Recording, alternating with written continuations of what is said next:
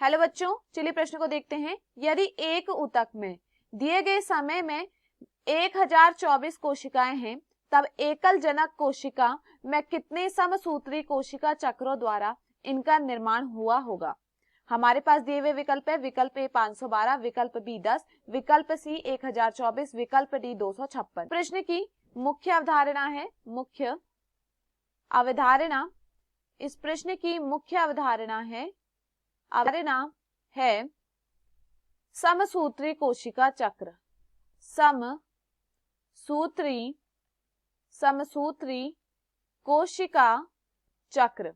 इस प्रश्न की मुख्य अवधारणा है समसूत्री कोशिका चक्र। देखिए, अगर हमें क्या निकालना है, समसूत्री विभाजन में कितने कोशिका चक्र हो रहे हैं। देखिए, कोशिका विभाजन में क्या देखा जाता है, एक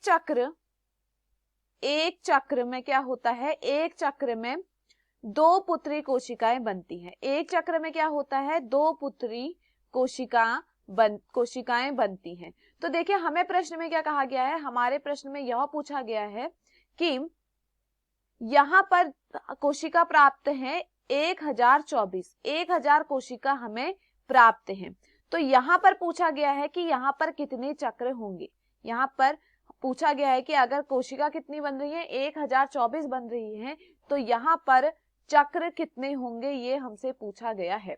तो देखिए, यहां पर हम किस सूत्र का प्रयोग करते हैं, यहां पर हम सूत्र का प्रयोग करते हैं 2n। यहां पर हम 2n सूत्र का प्रयोग करते हैं। देखिए, यहां पर n क्या है, यहां पर n है चक्र की संख्या। यहां पर n क्या है, चक्र की संख्या। कितने चक्र हुए उसकी संख्या क्या होती है, यहां पर उसे n से दिखाते हैं।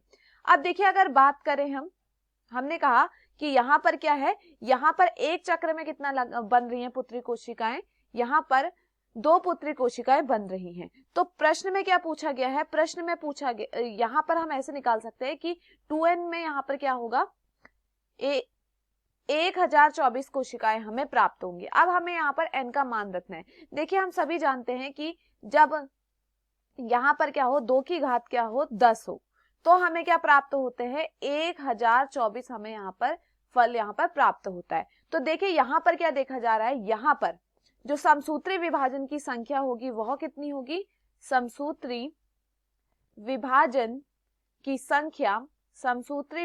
की जो संख्या होगी वह कितनी होगी, 10। जब क्या होगा, 10 चक्र चलेंगे तब क्या हमें कितनी कोशिकाएं प्राप्त होंगी, जब 10 चक्र चलेंगे तब हमें 1024 कोशिकाएं यहाँ पर प्राप्त होंगी। 1024 कोशिकाएं हमें यहाँ पर प्राप्त होंगी।